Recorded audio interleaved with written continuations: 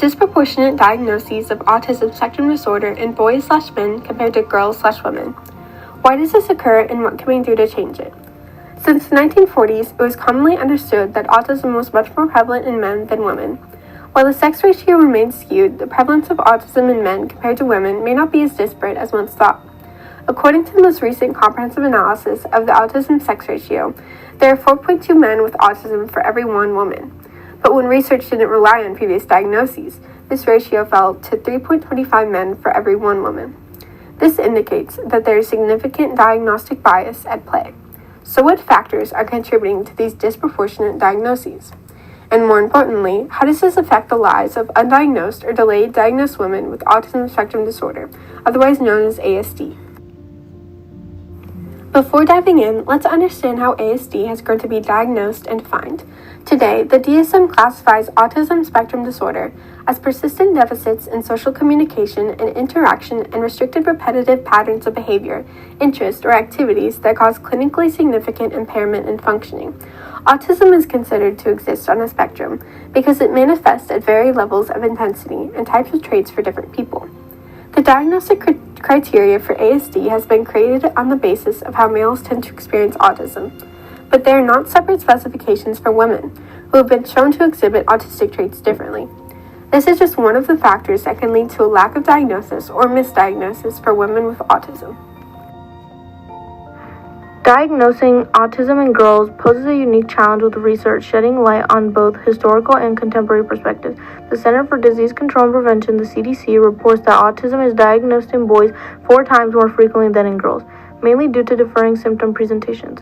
Girls often display social camouflaging behaviors rather than stereotypical masculine autistic traits, leading to misdiagnosis or oversight. This under-recognition is exaggerated by gender bias within healthcare systems, where autism is often associated with boys, causing delayed diagnosis. From the Journal of Autism Development Disorders. Recognizing autism in girls remains complex, necessitating increased awareness, research, and education to ensure timely and accurate diagnosis and support. Anita Lesko, a nurse anesthetist diagnosed with Asperger's syndrome at 50, reveals the profound impact of a late diagnosis. For 5 decades, she grappled with isolation and sensory challenges, unaware of the root cause. Her revelation came when she recognized herself in all 12 listed Asperger's symptoms. Despite the hurdles, Anita learned to manage change and sensory sensitivities while advocating for herself. Her diagnosis brought clarity, enabling her to capitalize on her remarkable ability for laser focus, leading her to become a nurse anesthetist and even fly in an F-15 fighter jet. Anita's story is a testament to the unique strengths and potential within individuals with ASD, and the importance of recognition and support early on. Disproportionate diagnosis can harm individuals personally.